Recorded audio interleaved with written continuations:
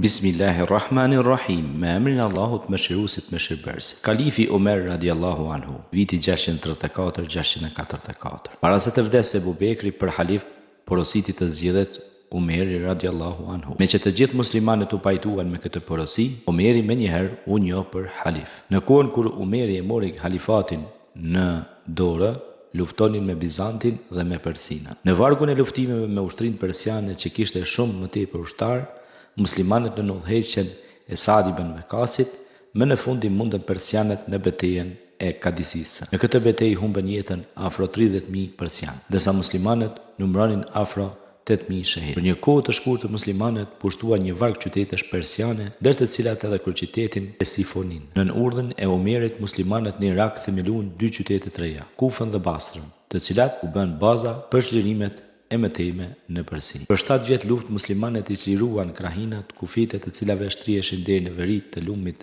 Xhejhun, në juglindje deri te krahina Mokran, në jug deri te Gjiri Persik, kurse në veri deri te Armenia. Me këto volos fati mbretërisë së dikurshme të fortë të Persisë. Pas disfatës së Jermukut, ushtria bizantine në anën tjetër u strehua në Damask, kryeqytet i Sirisë, të cilin në vitin 635 e çliroi Halid ibn Velidi. Pas Damaskut, muslimanët çliruan edhe qytete të tjera të Sirisë. Ushtria islame në komandën e Amr ibn Asit u nis për në Palestinë që ta çlironte Jeruzalemin.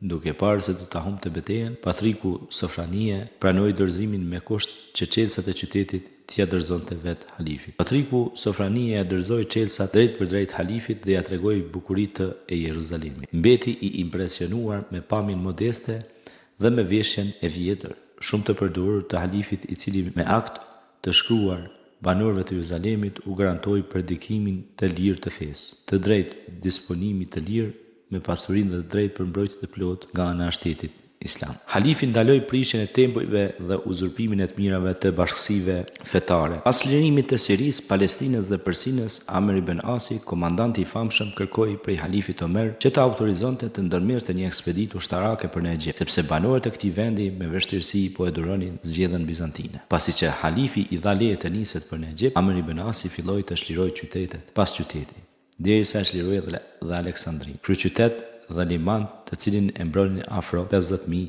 njerëz. Në një vend jashtë Babilonit, ku Amr ibn Asi e ndërtoi llogorinë vet, u ngrit qyteti Fustat. Në Fustat ndërtoi xhamin e parë në Egjipt, e cila me disa rekonstruime të herpashershme qëndron sot e kësaj dite.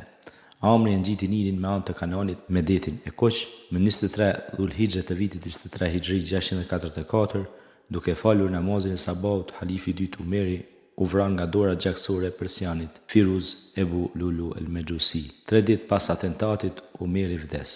Është varrosur pranë Muhamedit a.s. dhe Ebu Bekrit në xhaminë e Resulullahit sallallahu alaihi wasallam në Medinë. Derisa Omeri e udhëheqte shtetin islam, krahas konsultimeve të mëparshme, tërë pushtetin ekzekutive kishte në duart e vet. Ai urdhëronte mobilizimin, emëronte komandantët dhe mëkemësit dhe vetë mbikëqyrte punët e tyre. Në kohën e tij u nda pushteti gjyqësor nga ai administrativ dhe u caktuan gjyqtarë të shariatit në qytete të ndryshme. 16 vjet pas hijretit, me 1 Muharrem 2 shkurt 637, në marrëveshje me muslimanët, Omeri futi mënyrën e re të matjes së kohës, kalendarin e hijretit, sipas cilit 1 Muharrem i vitit të parë të erës së hijretit ka qenë me 16 qershor të vitit 622. Pra në atë vit kur Muhamedi a.s. dhe muslimanët u shpërngulen prej Mekës në Medinë. Hijreti u mor si fillim i kalendarit të muslimanëve, sepse konsiderohet si ngjarje më e rëndësishme në historinë islame.